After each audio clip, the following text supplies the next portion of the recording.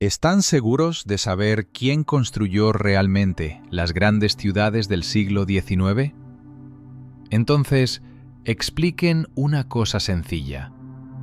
¿Por qué en las fotografías antiguas vemos grandiosos palacios, catedrales y malecones que parecen creados por una civilización de un nivel inalcanzable? Y justo al lado vemos suciedad, carretas, pobreza y personas que no se parecen en nada a los dueños de este mundo. Escriban desde donde nos ven y suscríbanse al canal. Gracias. ¿Por qué las plantas bajas de los edificios antiguos parecen deliberadamente enterradas bajo tierra? ¿Por qué la historia oficial habla de grandes construcciones, pero casi no muestra las tecnologías sin las cuales esas obras serían simplemente imposibles? ¿Por qué en todo el mundo aparecen de repente multitudes de niños sin padres y luego se nos empieza a imponer una nueva versión del pasado? Hoy analizaremos aquello sobre lo que los libros de texto prefieren guardar silencio. Veremos fotografías, cifras, arquitectura, extrañas coincidencias y hechos que dan escalofríos. Y cuanto más avancemos, más aterradora se volverá la idea de que, quizás, la gente del siglo XIX no construyó este mundo, sino que simplemente lo ocupó, después de algo tan colosal que la memoria de ello tuvo que ser borrada de la historia durante generaciones enteras. Pero lo más espeluznante ni siquiera es eso. Lo más espeluznante es que al final verán el panorama completo. Y entonces ya no podrán fingir que todo esto son simplemente rarezas aisladas. ¿Alguna vez han mirado fotografías antiguas del siglo XIX, no por encima, sino con verdadera atención? No como una ilustración de un libro de texto, sino como una prueba. Inténtenlo ahora, sin prisa. Observen cada detalle. Los rostros de las personas, su ropa, lo que ocurre a su alrededor. Y de repente surge una extraña sensación. Algo aquí no encaja. Ante ustedes hay edificios grandiosos, gigantes de piedra con columnas, cúpulas, geometría complejísima. Una arquitectura que incluso hoy quita el aliento. Líneas perfectas, una escala que abruma, un trabajo con el material difícil de repetir incluso con tecnologías modernas. Y ahora bajen la mirada un poco, al nivel de la calle. Allí hay suciedad, profunda, pegajosa, intransitable. Personas con ropa burda que parece más propia de la supervivencia que de la vida. Carretas, caballos, caos, una ausencia total del entorno que uno esperaría ver junto a semejante arquitectura. Y aquí surge la pregunta principal. ¿Cómo podría una civilización capaz de crear tales edificios vivir en una realidad tan primitiva? ¿Por qué junto a una columna perfecta de granito hay un camino destrozado? ¿Por qué junto a una ingeniería tan bien pensada hay una ausencia total de comodidades básicas? ¿Por qué las personas no parecen los creadores de este mundo, sino transeúntes casuales que se encontraron en él? Esto no es solo una rareza, es una ruptura, y cuanto más se mira, más fuerte se siente. Como si ante ustedes no hubiera una sola imagen, sino dos realidades diferentes superpuestas. Una, de alta tecnología y bien planificada. La otra, simple, tosca y como ajena a este espacio. Entonces, ¿quién vivía realmente en estas ciudades?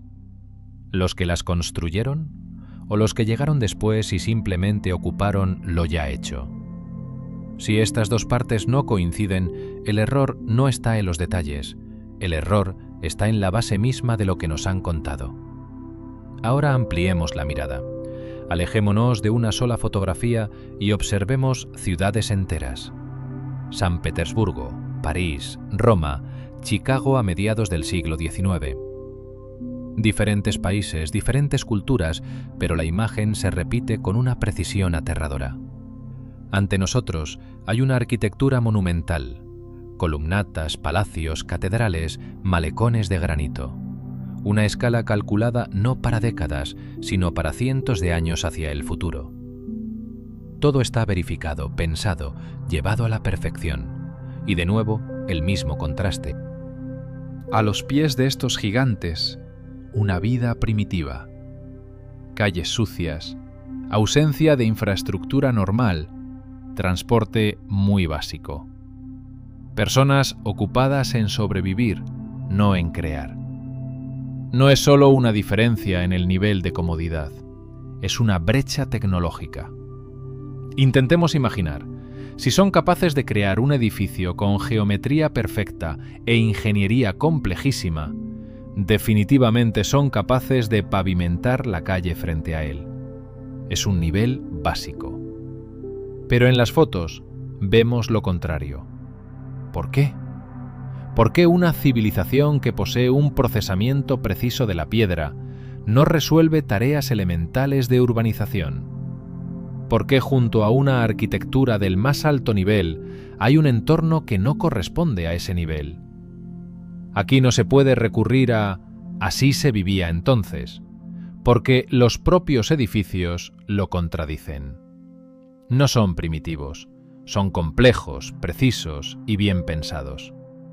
Entonces, o estas personas no construyeron lo que vemos, o no entendemos algo del proceso mismo. Y cuanto más atentamente se observan estas ciudades, más fuerte es la sensación de que ante ustedes no hay una construcción, sino una ocupación. Como si todo esto ya estuviera en pie. Y la gente simplemente intentaba adaptarse a un espacio ya hecho, que originalmente no fue creado por ellos. Y entonces, la siguiente pregunta se vuelve inevitable. Si ellos no lo construyeron, ¿quién construyó todo esto realmente? Si aceptamos esta idea al menos como una hipótesis de trabajo, la imagen comienza a formarse de otra manera. Miren nuevamente a las personas en las fotografías antiguas. No parecen creadores. En sus rostros no hay una sensación de control sobre el entorno. No hay la seguridad de los dueños. Hay otra cosa: adaptación. Parecen estar ya dentro de un mundo terminado que no comprenden del todo. Lo usan, pero no lo gobiernan. Fíjense en los detalles. Letreros como taberna o panadería cuelgan en fachadas decoradas con bajorrelieves complejísimos. Elementos primitivos de madera están insertados en enormes vanos de piedra.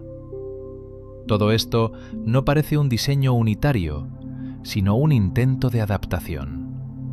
Como si alguien hubiera obtenido acceso a un sistema complejo sin tener el manual de instrucciones.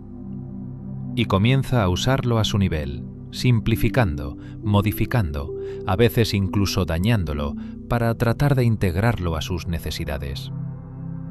Esto recuerda al culto Carago. Cuando las personas se enfrentan a una tecnología que no comprenden y comienzan a imitar acciones sin entender su significado. Viven en estos edificios, pero los usan de manera diferente a como fueron concebidos. La calefacción se modifica, las estructuras se cambian, los elementos pierden su función, y eso se nota. Cada vez se parece menos a un desarrollo y más a una degradación, no a una construcción, sino a la ocupación de lo que quedó. Como si ante nosotros hubiera un mundo después de un evento que interrumpió la continuidad del conocimiento. Y entonces la lógica cambia. Esto ya no es una historia de crecimiento, es una historia de pérdida. Y si es así, surge el siguiente nivel de la pregunta. Si estas personas no entendían la tecnología en medio de la cual vivían, significa que no pudieron crearla. Y por lo tanto, la explicación no debe estar en el talento de maestros geniales, sino en algo mucho más sistémico y a gran escala. Ahora tiene sentido dejar las emociones y pasar a un análisis frío, donde solo queden la lógica, la física y la secuencia de acciones sin las cuales es imposible realizar ningún proyecto complejo. Tomemos un ejemplo concreto. Columnas monumentales que pesan cientos de toneladas, que no solo están en pie, sino que están instaladas con alta precisión integradas en la arquitectura y ajustadas al milímetro. Para lograr tal resultado es necesario pasar por varias etapas, cada una de las cuales requiere por sí misma una tecnología avanzada. Primero, la extracción. Esto significa una cantera a gran escala, herramientas especializadas y un proceso organizado para extraer bloques de piedra sin dañar su estructura. Luego, el transporte. Para ello se necesitan caminos diseñados para cargas colosales y medios de movimiento que soporten tal peso a lo largo de todo el trayecto. Sigue la etapa más difícil, el levantamiento y la instalación. Aquí ya no basta con la fuerza bruta, se requieren cálculos precisos, mecanismos, sistemas de distribución de carga. El más mínimo error en cualquier etapa conlleva la pérdida de todo el objeto. Y ahora surge la pregunta clave, imposible de eludir. ¿Dónde está todo esto? ¿Dónde está en las fotografías del siglo XIX la maquinaria capaz de levantar cientos de toneladas con precisión de joyero? ¿Dónde está la infraestructura que permitía tales operaciones? ¿Dónde están las huellas de la capacidad productiva necesaria para mantener una escala semejante? Solo vemos el resultado final, y junto a él, personas con herramientas muy simples, cuyo nivel corresponde como máximo al trabajo manual. Esta brecha no puede explicarse por simplificación o pérdida de detalles. Si existió la tecnología, debió dejar rastros. Si no se ve el proceso, pero existe el resultado, entonces no estamos ante una coincidencia, sino ante una contradicción sistémica. Es aquí donde resulta evidente que las explicaciones simples ya no funcionan y por lo tanto es necesario pasar a un análisis detallado con un ejemplo concreto, donde ya no será posible eludir las cifras. Ahora tomemos un ejemplo concreto y analicémoslo sin generalizaciones. San Petersburgo, una ciudad que oficialmente fue construida desde cero en un plazo relativamente corto y en condiciones extremadamente difíciles.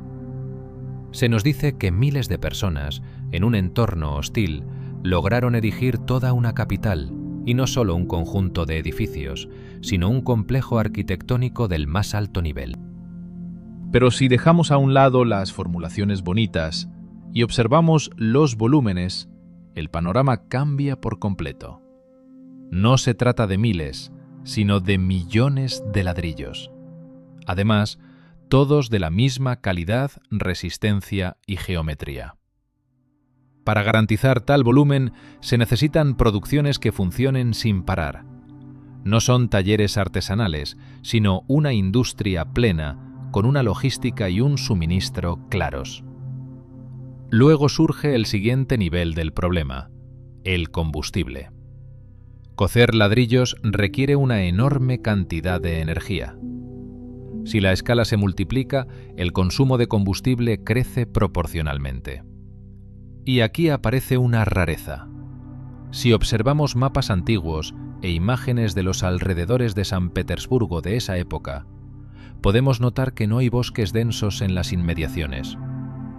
El territorio parece bastante despejado. Entonces, ¿de dónde se obtenían los recursos para producir tal cantidad de material de construcción? Transportar madera a grandes distancias por caminos inexistentes convierte el proceso en extremadamente costoso y lento. En tales condiciones, los plazos de construcción deberían extenderse durante décadas y el costo volverse inasumible. Pero la versión oficial afirma lo contrario. Rápido, eficiente, en condiciones difíciles. Resulta un conflicto lógico. Para construir tal ciudad se necesita una infraestructura desarrollada y recursos. Pero si creemos en las descripciones, esos recursos no estaban disponibles. Y esto es solo el ladrillo. Si ya en esta etapa los cálculos comienzan a fallar, al pasar a materiales más complejos como el granito, las contradicciones deberían volverse aún más evidentes. Si con el ladrillo ya surgen preguntas serias, al pasar al granito la situación se complica aún más, porque aquí no se trata solo de cantidad, sino de la calidad del acabado, que requiere un nivel tecnológico completamente distinto. Basta con mirar los malecones de San Petersburgo, kilómetros de bloques de granito perfectamente ajustados entre sí. Prácticamente no hay espacios entre ellos, y la superficie parece haber sido tratada no a mano, sino con una herramienta de alta precisión. El granito es una de las rocas más duras. Al trabajarlo, no se corta como un material blando, sino que se astilla y se desmorona.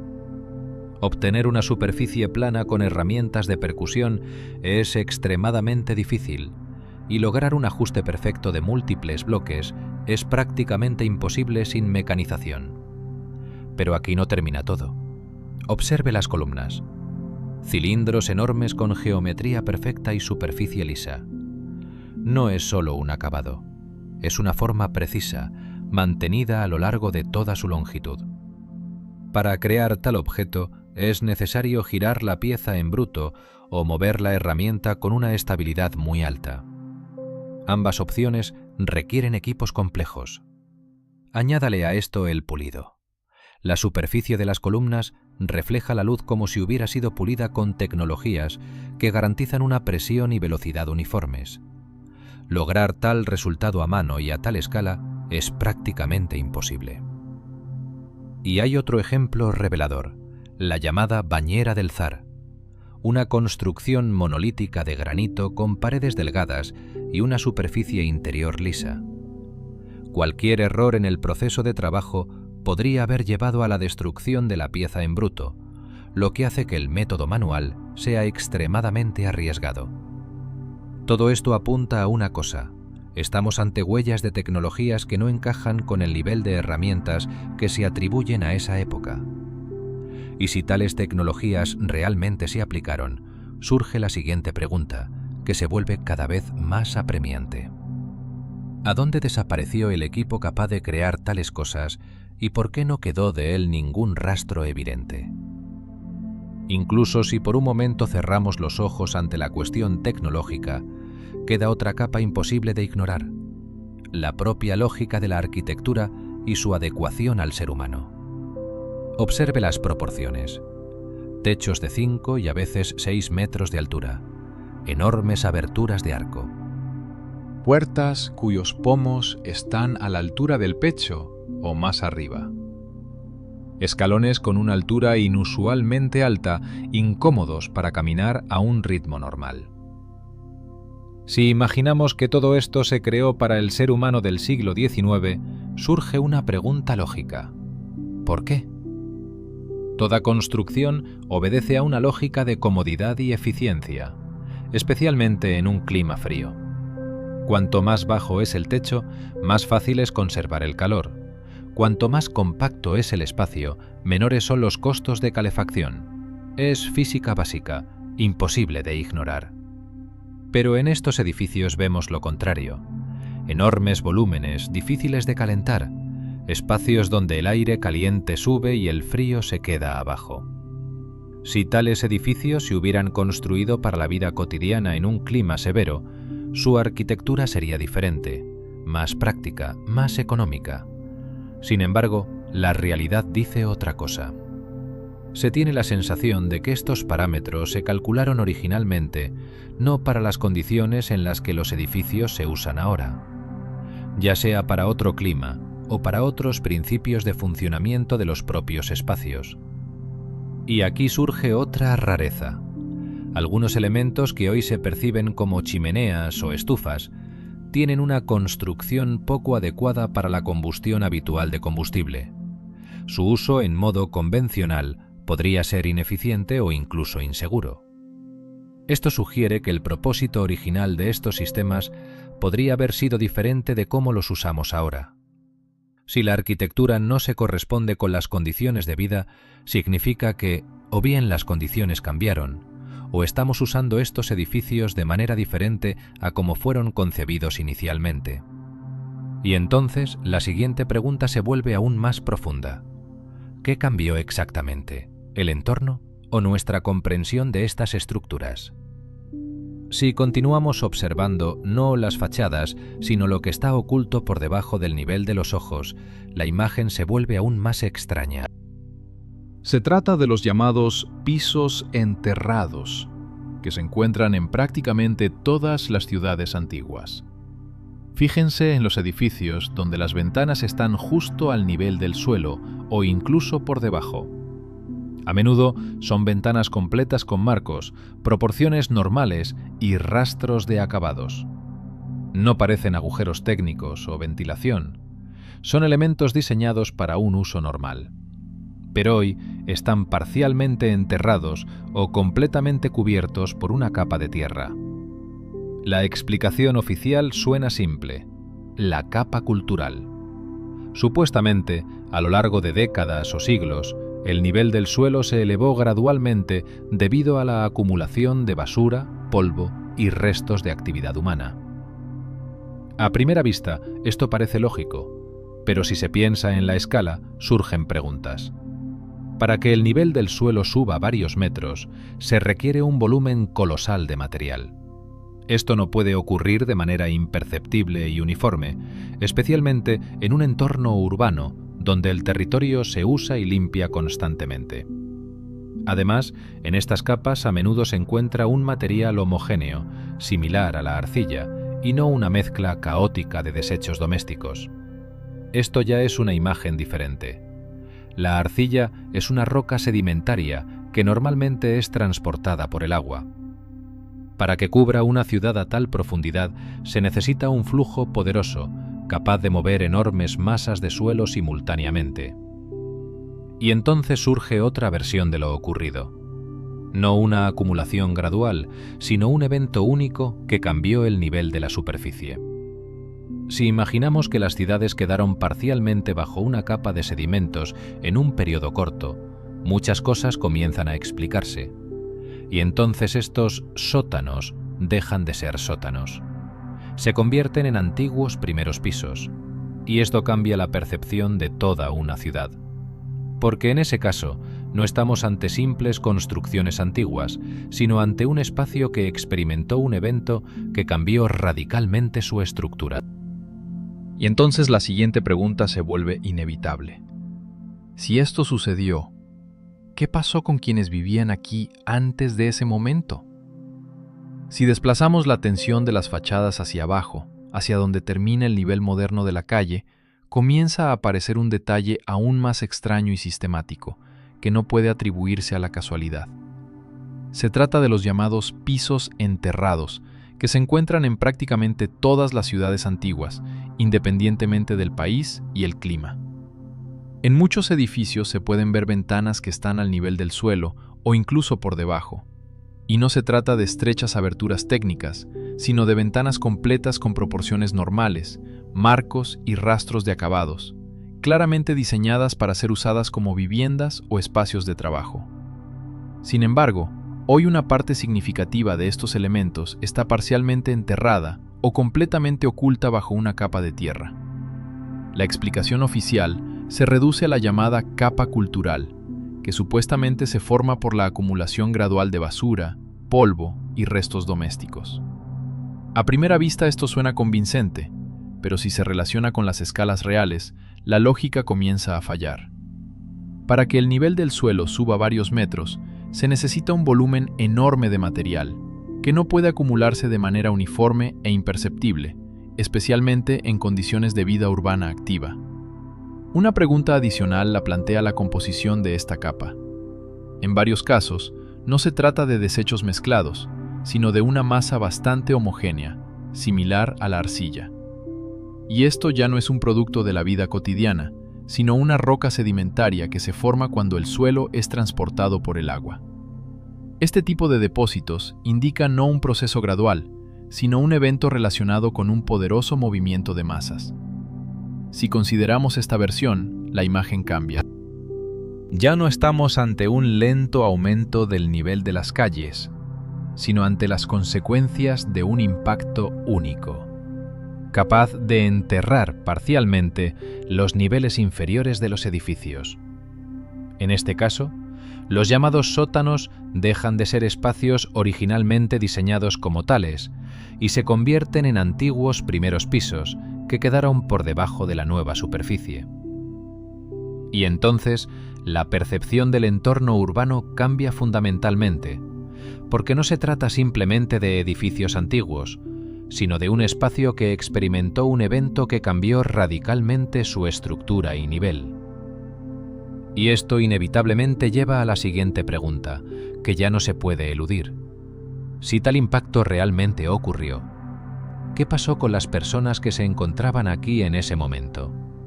Si admitimos que algún evento pudo cambiar bruscamente el entorno y parcialmente reescribir las ciudades, entonces el siguiente paso lógico es observar no los edificios, sino a las personas, más precisamente su cantidad y dinámica. Y aquí aparece otra capa de inconsistencias, que ya no puede explicarse por la arquitectura o procesos locales. Abran los datos sobre el crecimiento de la población mundial. Durante mucho tiempo, la curva se mantiene relativamente suave, casi horizontal, y luego, alrededor del siglo XIX, ocurre un salto brusco hacia arriba. Se nos explica esto por el desarrollo de la medicina, la mejora de la higiene y el progreso general. Sin embargo, si se relaciona esto con las condiciones reales de esa época, surge una contradicción. La medicina de ese tiempo estaba en un nivel extremadamente primitivo. Las prácticas eran rudimentarias, las normas sanitarias recién comenzaban a formarse, y las condiciones de vida en las ciudades dejaban mucho que desear. En tales circunstancias, un aumento brusco y masivo de la población parece como mínimo extraño. Es más, aparecen hechos adicionales que refuerzan esta sensación. En diferentes países se registra una gran cantidad de niños sin padres. Se crean grandes instituciones de acogida, se lanzan programas de reubicación, mediante los cuales miles de niños son distribuidos en diferentes regiones. Este fenómeno no parece un problema local, sino más bien un proceso sistémico. Y aquí surge la pregunta clave. ¿De dónde salieron simultáneamente tantos niños sin adultos? Si se tratara de un conflicto a gran escala o una epidemia, esto debería verse reflejado en las fuentes históricas como un evento de escala global, pero no hay nada parecido en la versión oficial. En resumen, obtenemos otra inconsistencia. Por un lado, un crecimiento brusco de la población, por otro, la ausencia de un mecanismo comprensible que pudiera lograrlo en esas condiciones. Y si la arquitectura sugiere una civilización perdida, la demografía comienza a indicar que la historia de las personas en ese periodo pudo ser mucho más compleja de lo que se cree comúnmente. Si reunimos todas las observaciones en una línea, se hace evidente que no se trata de rarezas aisladas, sino de un sistema de indicios que apuntan a un posible evento de gran escala, cuyos rastros están distribuidos en distintas fuentes. Y una de esas fuentes son las descripciones de destrucciones registradas en diversas ciudades. Tomemos los grandes incendios del siglo XIX, que oficialmente se explican por causas domésticas o acciones militares. Sin embargo, en varios casos, los testigos describen detalles que no encajan del todo en el marco de un fuego común. Se habla de un resplandor extraño, una propagación rápida y daños que afectan no solo a la madera, sino también a materiales más resistentes. Si observamos algunos objetos conservados, podemos notar áreas donde el ladrillo o la piedra parecen haber estado expuestos a temperaturas extremadamente altas. En ciertos puntos, la superficie parece fundida, algo difícil de explicar con las condiciones habituales de un incendio. Además, algunas fortificaciones generan dudas. Su forma y ubicación a menudo no se ajustan a la lógica clásica de defensa, sino que parecen estructuras diseñadas para distribuir cargas o interactuar con fuerzas externas. Al unir estas observaciones, surge la idea de que las destrucciones podrían estar relacionadas no solo con el fuego en su sentido habitual, sino con procesos más complejos, capaces de afectar los materiales de otra manera. Y aquí aparece otro punto importante. Tras eventos de este tipo, la historia no registra una recuperación del nivel anterior, sino una transición gradual hacia soluciones más simples. Las tecnologías no parecen evolucionar, sino ser reemplazadas por alternativas más primitivas. Esto crea la sensación de que, tras un periodo crucial, no hubo una modernización, sino una simplificación del entorno. Y si realmente fue así, la siguiente pregunta se vuelve clave. ¿Por qué, tras las supuestas destrucciones, no se retomaron las tecnologías previas, sino que se consolidó un modelo de desarrollo más simple? Si después del supuesto punto de inflexión, las tecnologías no se recuperaron, sino que fueron sustituidas por soluciones más básicas, entonces no se trata solo de una pérdida, sino de un reemplazo. Y aquí la atención se dirige inevitablemente hacia los propios edificios, que hoy se consideran religiosos o administrativos, pero que, al examinarlos con más detenimiento, plantean dudas sobre su propósito original. Observen las grandes iglesias y catedrales, cúpulas, agujas, complejas estructuras metálicas en las cimas, elementos dorados que conducen muy bien la electricidad. Todo esto forma no solo la imagen de un objeto arquitectónico, sino de un sistema que podría haber interactuado con el entorno de manera diferente a como se cree hoy. Además, muchos elementos que ahora se perciben como decorativos o simbólicos tienen una geometría clara y repetitiva, característica de las soluciones de ingeniería. Su forma no es casual, sino que responde a una lógica determinada. También es interesante cómo se usan estos edificios hoy. En la mayoría de los casos, cumplen funciones que no requieren tal complejidad estructural. Los enormes volúmenes de espacio, los complejos sistemas de bóvedas y cúpulas, no ofrecen una ventaja evidente para las tareas que se les atribuyen. Esto crea la sensación de que su función original pudo ser distinta a la actual. Si suponemos que algunos elementos se perdieron o desmontaron, y que los edificios se adaptaron a nuevas funciones, entonces se entiende mejor por qué vemos una discrepancia entre la forma y el uso. Un detalle adicional es la transición hacia otras fuentes de energía. En lugar de sistemas complejos que podrían haber estado integrados en la arquitectura misma, aparece una dependencia de recursos externos, combustible, carbón y más tarde electricidad, que ya no se extrae directamente del entorno. Al final, se forma un panorama en el que las tecnologías no solo desaparecen, sino que son reemplazadas por alternativas más controlables y menos eficientes. Y entonces el siguiente nivel de la pregunta va más allá de la ingeniería y se topa con la gestión. ¿Quién y por qué podría estar interesado en tal reemplazo y en consolidar un nuevo modelo de uso del mundo que nos rodea? Si vemos lo ocurrido no como una cadena de casualidades, sino como un sistema de cambios consecutivos, resulta obvio que la transformación clave no solo afectó a las tecnologías y la arquitectura, sino, sobre todo, a la percepción de las personas. Fíjense en cómo está estructurada la educación. No forma en el análisis, sino en el hábito de memorizar respuestas ya hechas. Desde temprana edad, se acostumbra a la persona a no preguntar ¿cómo es posible esto?, sino a aceptar la versión ya formulada como la única válida. Cualquier desviación se percibe como un error, no como un intento de comprender. Es en este sistema donde más fácilmente se consolida una nueva visión del mundo, en la que los objetos complejos se explican con medios simples y las contradicciones evidentes se ignoran. Con el tiempo, esto se normaliza, e incluso las contradicciones directas dejan de generar reacción.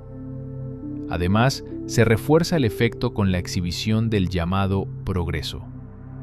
Las exposiciones universales del siglo XIX mostraban tecnologías que luego desaparecían de la vida cotidiana, para regresar décadas después como soluciones comerciales. Esto crea una sensación de avance, aunque en realidad puede tratarse de una redistribución de conocimientos ya existentes.